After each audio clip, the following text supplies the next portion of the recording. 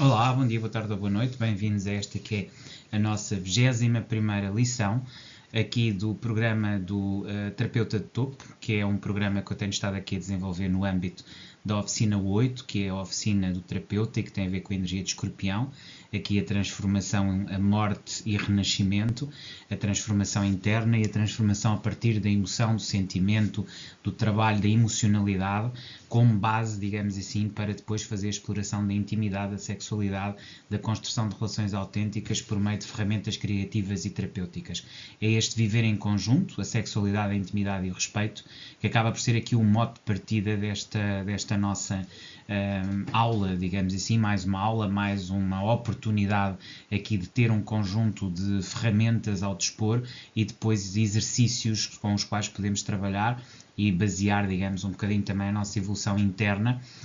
relacionando aqui estes temas da sexualidade, da intimidade e do respeito, que acabam por ser temas basilares desta energia que é a energia de Escorpião. É preciso perceber que temos estado a trabalhar uma série de temas que se prendem com vida, com morte, com transformação, com capacidade de aceitação, com dor, com prazer e fundamentalmente os últimos temas têm tido que ver com a sexualidade e com a aceitação sem inibições dessa conexão, dessa espiritualidade que acaba por acontecer e decorrer da vossa própria capacidade de se recriarem e se transformarem perante o ato sexual, que acaba por ser aqui digamos, o corolário de toda uma experiência de transformação interna, onde afloramos a sensualidade, onde afloramos essencialmente a cumplicidade e a capacidade de estar lá para o outro, para depois a partir daí construirmos uma proximidade cada vez maior e chegarmos a um ponto de família, de confiança absoluta, em que nos podemos abrir, em que podemos expor toda aquela nossa individualidade perante o outro e a partir daí construir pontes que possam ser duradouras, eternas e que nos possam realmente preencher plenamente em termos daquilo que é a nossa autodescoberta e transformação. É tudo isto que eu quero trazer aqui, mais uma vez, e sermos capazes de fazer conjugar aqui uma série de interesses e valores que nos possam projetar, digamos, para voos mais elevados e capacidades mais congruentes com as nossas próprias necessidades mais profundas. Portanto, é um bocadinho por aqui que vamos. Então, iria passar aqui ao objetivo do exercício terapêutico que vemos aqui hoje, no fundo, trazer ou trabalhar. E então a ideia aqui do exercício terapêutico e da junção destas várias confluências é explorar a autenticidade e a intimidade em relações complexas. Ou seja, termos noção que na realidade e sociedade em que vivemos hoje é uma sociedade essencialmente complexa, ou como diria Edgar Morin, estamos em plena conjuntura da modernidade, fundamentalmente aqui da complexidade, não é? De percebermos que todos nós temos um conjunto de realidades a acontecer, todas elas ao mesmo tempo interconectarem-se. Esta noção de complexidade está associada também a uma ideia de crises sucessivas e policrises, e estas ideias são muito comuns no pensamento de Edgar Morin, quer dizer, quer a ideia de policrise, quer a ideia de complexidade. Aliás, os seus estudos têm a ver essencialmente com a complexidade, e a complexidade é composta por processos simples, portanto, não tem a ver com complicação ou com confusão, tem a ver mesmo com um conjunto de processos simples que entre si se entrecruzam. Outro autor que eu também acho muito importante é Zygmunt Bauman, que fala-nos da realidade líquida e do movimento líquido dos dias de hoje. Tudo isso acentua essencialmente esta ideia de que a autenticidade e a intimidade acaba por surgir também em relações que são elas próprias complexas. Então, desenvolver uma comunicação assertiva, por um lado, e refletir sobre limites pessoais e respeito pelo outro, a questão do respeito, dos limites, de até onde é que podemos ir ou não ir, é muito importante para estruturarmos a nossa própria relação com o outro e connosco mesmos. E saber aceitar a diversidade sexual sem culpa, perceber que nem todos somos iguais e sabermos rir de nós mesmos, sabermos criar cumplicidades e estruturas internas que nos façam ter uma visão mais verdadeira e autêntica quando estamos com o outro e quando nos relacionamos com o outro. Este é o objetivo do exercício terapêutico. Entretanto, em termos de psicanálise, já que vamos aqui tratar de temas que dizem respeito, dizia eu em termos de psicanálise, já que vamos aqui tratar de questões que dizem respeito à intimidade e aos desejos inconscientes, e esta é a parte que nós trazemos aqui da psicanálise, temos a parte da psicanálise, depois teremos a parte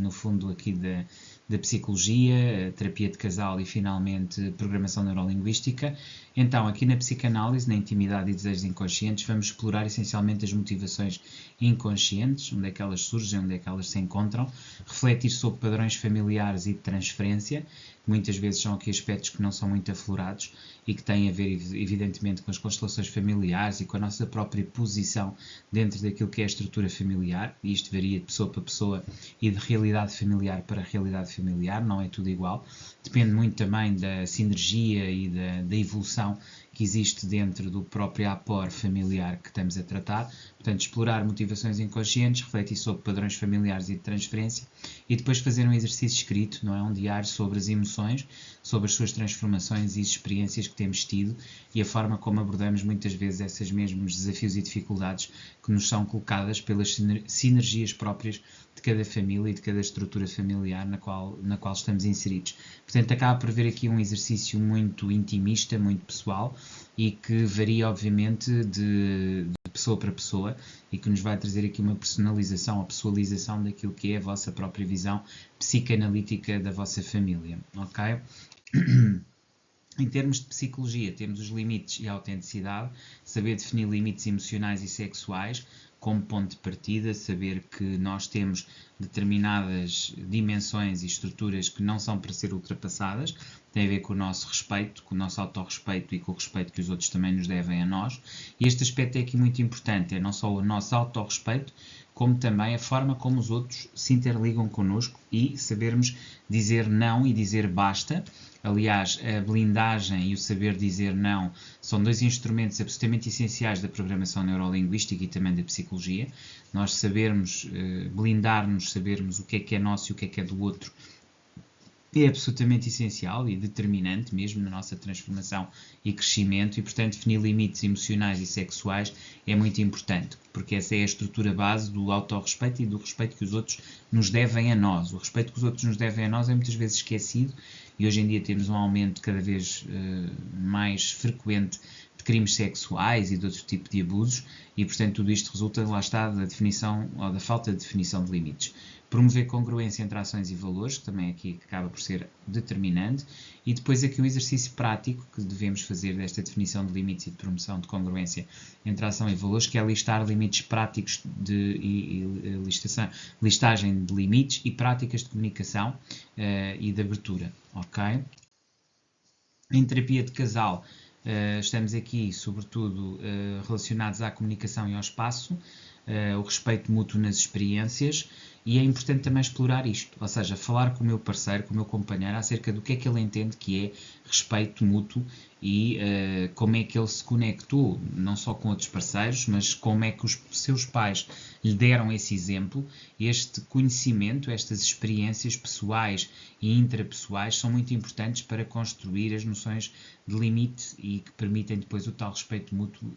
e permitem que as experiências sejam efetivamente proveitosas. Além disso, criação de regras claras e seguras, que nos permitam também criar uma relação que depois se aprofunda, e aqui estamos ao primeiro nível, ao nível daquela relação de proximidade, que é ao nível, digamos, da relação cordial e da relação social. Recordo que temos a relação social, a relação já íntima num patamar de amizade e depois temos a relação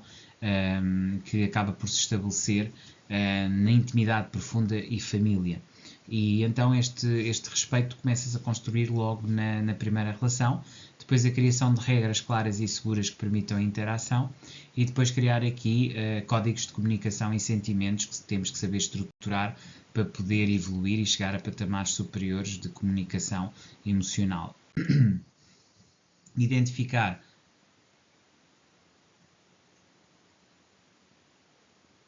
Saber identificar crenças limitantes sobre a sexualidade, que aparece aqui como um elemento muito importante, portanto devemos saber identificar essas crenças limitantes sobre sexualidade, perceber onde é que elas existem, quem é que nos inculcou essas mesmas limitações, se vem dos nossos pais, se vem da nossa família, se vem da sociedade, onde é que vem ao fim e ao cabo esses limites e essas visões limitadas e modelos até de estrutura familiar e de ligação que podem de alguma forma determinar e coagir-nos a viver a nossa própria sexualidade e intimidade de uma forma, digamos, pautada por determinado tipo de padrões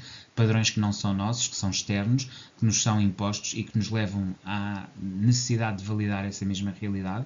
Criar âncoras emocionais positivas, isto é, também saber sobre essas situações, como é que podemos, de alguma forma, equilibrar os limites que existem no nosso próprio instinto, e criar âncoras emocionais positivas pode ser importante. E aqui dentro da programação neurolinguística, este exercício de formulação de pensamentos e técnicas de ancoragem, nós já dissemos que as técnicas de ancoragem, as âncoras, têm muito a ver com emoções positivas levadas a momentos negativos. Isto leva também à reformulação de pensamentos e necessariamente de comunicações e de palavras. Conclusão: sexualidade com respeito e autenticidade é aqui um aspecto que eu acho que é absolutamente essencial trabalharmos, ou seja, perceber que é a partir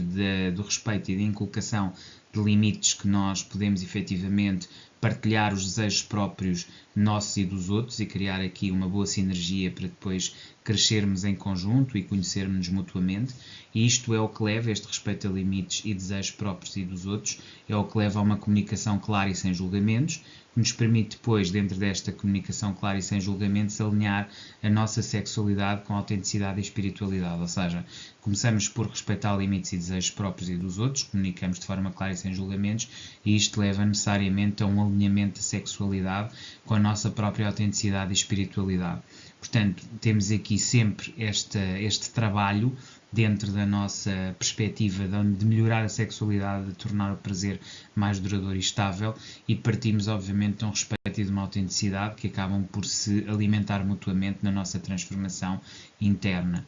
Finalmente, próximos passos que eu quero aqui que vocês trabalhem: um diário reflexivo e de meditação, ou seja, mais uma vez eu volto a falar, mindfulness, qualquer tipo de meditação é aqui muito importante que vocês trabalhem e que, com base nisso, estabeleçam um diário reflexivo e tenham um tempo próprio para fazer essas mesmas reflexões e meditações e anotá-las de forma constante. Depois usem a técnica de repetição, que eu já aqui falei várias vezes: 15 dias de início do processo, 15 dias de implementação e 15 dias de conclusão, repetindo isto por várias vezes, 2, 3 vezes até inculcar, tendo em conta que a cada 45 dias temos aqui dois períodos de 45 dá 90, e isso dá cerca de 3 meses. Criar hábitos conscientes e integrados da vossa vibração, conseguirem também trabalhar-se dessa maneira. Era isto que eu tinha para vocês aqui na aula 21.